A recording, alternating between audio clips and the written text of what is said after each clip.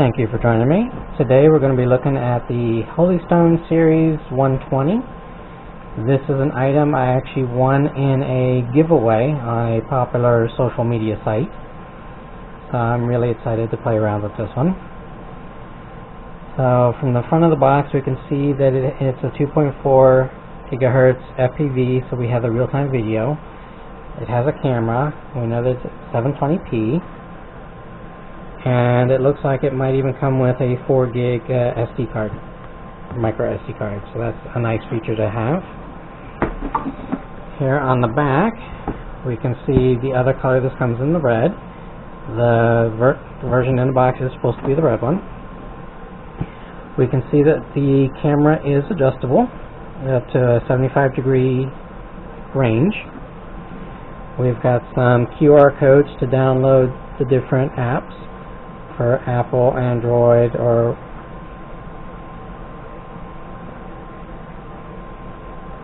I'm not sure why we have two different ones for Android. One of them is just listed as DOC-FPV Android, and the other one is DOC-FPV Google. Should be the same, but we'll look into that.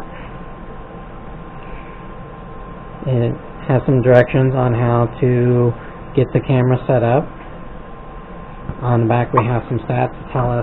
It's kind of hard to get this on camera because it's a light font, but it's going to tell us our flight time is about 8 minutes, charging time is 60 to 90 minutes. It's a 3.7 volt 750 milliamp lithium polymer battery. We have a replaceable battery, headless mode, propeller protectors, blade guards, 6-axis gyroscope, colorful flashing lights, and a 1-key return. It shows us an overview of the FPV software and its functions. This is a close-up of the LCD screen that is on the bottom of the controller. And here we have a photo of the controller with a phone mounted in it, and indications as to what each button does and the control sticks do. We can also see that the tape here is still intact, the security seal is intact, and this tape here is intact. So let's go ahead and cut these and open this up and see what we got. Flip it back over and open this up.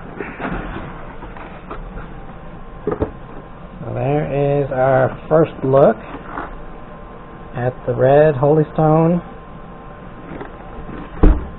120.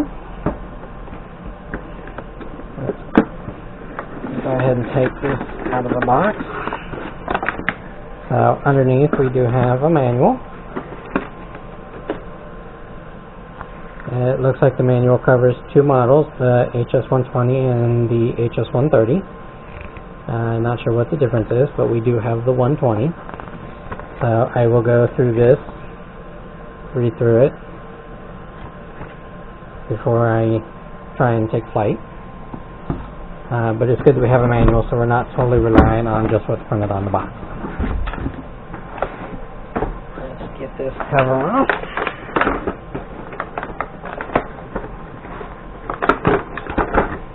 And take a look at the drone.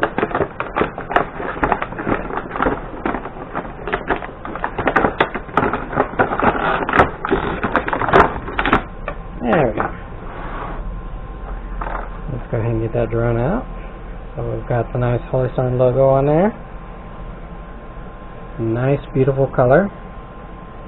I do notice that all four of the propellers are the same color, so we're not going to be able to use those to indicate direction.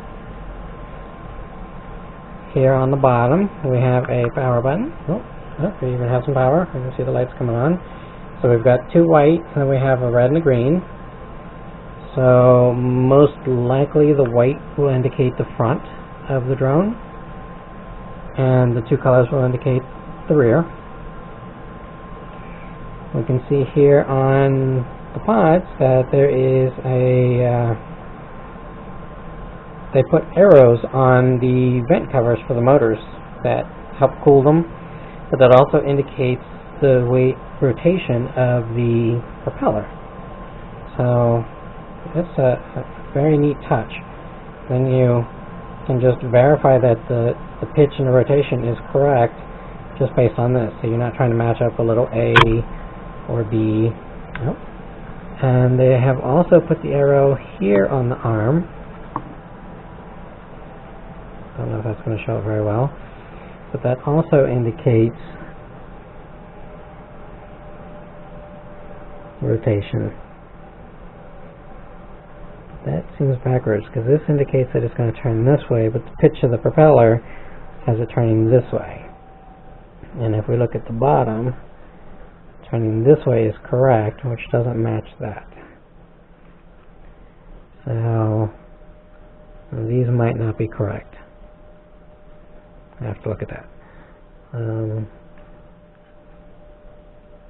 Or maybe it's matching what's here on the bottom as opposed to the actual direction of the propeller. Interesting. We'll look into that. So on-off switch, like we found before, here's going to be where the landing gear is going to mount. So here's the landing gear. It's going to pop in there like that, and there's going to be a screw that goes in and secures it.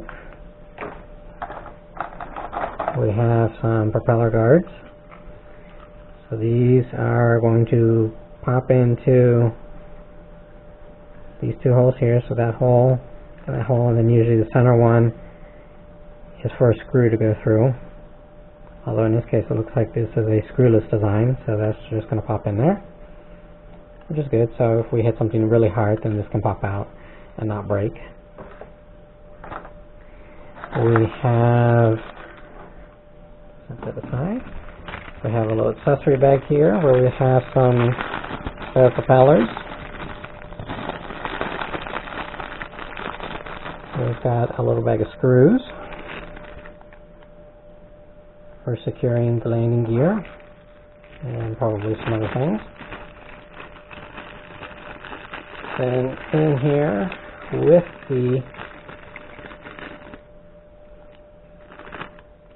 we've got a little mini screwdriver. Always handy to have with the tiny screws that they include with this, because not everybody has one of these little screwdrivers around. So I'll actually do the assembly here in a little bit, but speed up the video so that you aren't sitting through the whole thing. And then a nice touch, they've actually included a little SD card reader. So after we land, we can take the SD card out of the camera, put it in here, pop it in the computer, and download the video. We have a USB charger. I think this is a first for one of these drones, in that it's actually using a micro USB port. It's not a customized port for the drones, which is good because, you know, everybody should have a lot of these laying around from your phones and your smartwatches and things like that. So if you need to, you can always grab another one to charge the drone. Whereas if it was a customized cable and something happens to that cable, you're kind of out of luck until you can get a new one. Here we have the phone holder, spring loaded, so it can take quite a range of phones. And this is going to clip onto the controller. Let's go ahead and grab that out real quick. So here we have the controller. We have a bunch of switches here. We've got a couple buttons up here. We even have a clip for a lanyard if you wanted to. And then down here is that LCD screen, and we have a couple other buttons. So some of these are labeled, like this is the one key return, this is the one button to take off, speed increase, speed decrease, and it looks like we have 4 speed levels. What the speed levels do is they change the responsiveness of the code. So when you're at a low speed level and you tell it to go to the left, it's going to tilt a little bit and go to the left. As you increase the speed levels, this is going to tilt more and more and more. And so the more that this tilts, the faster it's going to go in the direction you tell it to go. So start off learning these on the lower speed levels, and then increase it as your flying skills improve. Also, you would need to use a higher speed if you're outside flying and then suddenly the wind starts to pick up or something like that, because you're going to need that more aggressive approach to counterbalance that wind and get it back to you. Okay. And then we have the camera module. So this one is going to plug into the bottom of the drone and it's going to power the camera itself. This one is going to plug into the bottom of the drone and it controls the gimbal so that we can actually adjust the angle of the camera while we're up in the air. Remember that 75-degree angle adjustability that we have. And here it says FPV HD real time, but I don't believe the 0.3 megapixel is high def. I believe you need the 2 megapixel in order to get the 720p resolution. But we'll get this on there, we'll take some video and we'll include it on here and we'll actually see what resolution we get out of it. And then here is the SD card. So yes, it does come with a 4 gig SD card already in the camera, ready to go. So very nice touch. Usually they don't include these with other manufacturers and you end up with a stockpile of them. 4 gigs is plenty, because even if you were to film the entire time you're flying, you've got a flight time of probably 8 minutes or so would be my guess for this drone, and 4 gigs is plenty enough for that. Then looks like we have a little set screw in here. My guess is it's going to go, okay, I see. So what I thought was the lanyard hole is not a lanyard hole. It is actually going to be, this is going to go in there, this is going to line up, and then the screw is going to go in and secure it. So that's how they're securing the phone holder to the controller to keep it secure while you're moving around and flying. Again, I'll cover all of these little pieces when we do the assembly. So there is the unboxing of the Holy Stone HS120, the Wi-Fi version. And we'll be back in a little bit with the assembly video.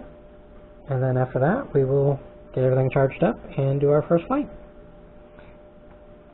See you in a bit.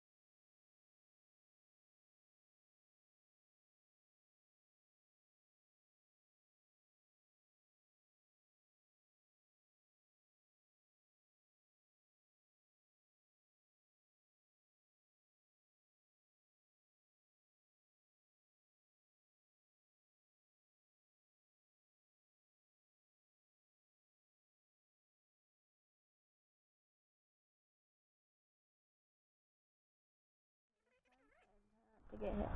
Okay, we're here for the second flight of the Holy Stones 120. It's not the first flight because I forgot to turn the camera on. So we have the Wi-Fi connection from the onboard camera right there.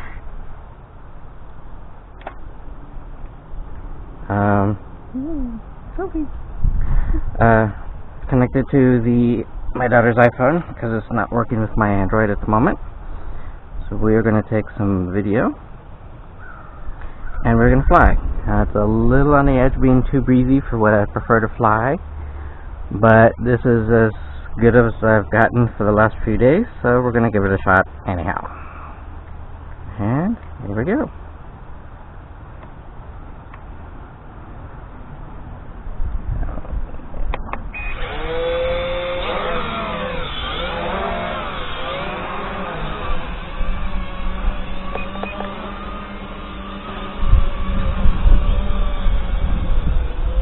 Give it a little bit more speed to counteract this wind.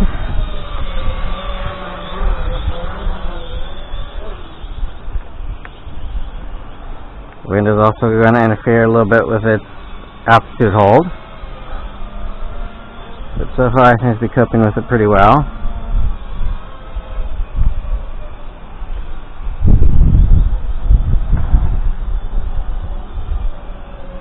Maybe getting some pretty decent video out of it.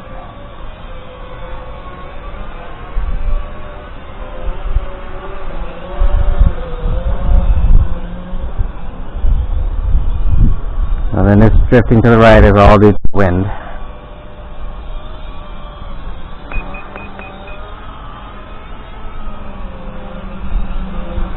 Even with full left trim.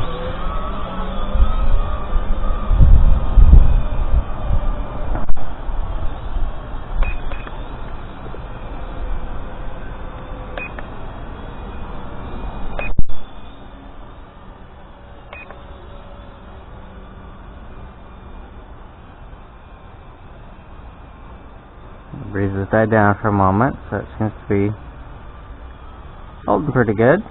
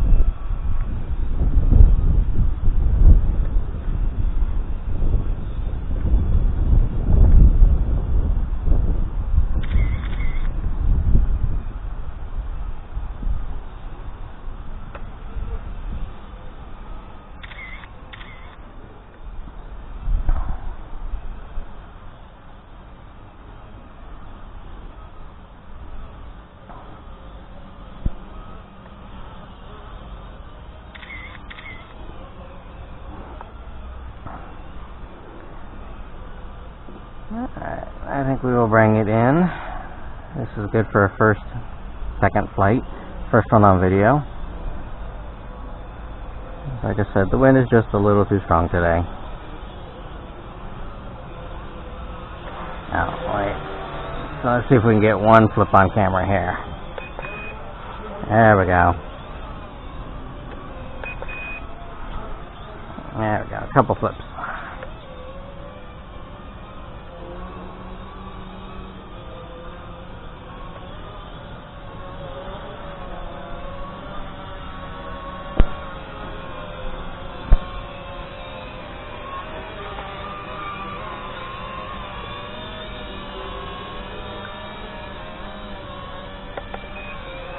One touch landing, and there we go. So that was the first flight on video, second flight overall of the Holy Stones 120. Thank you.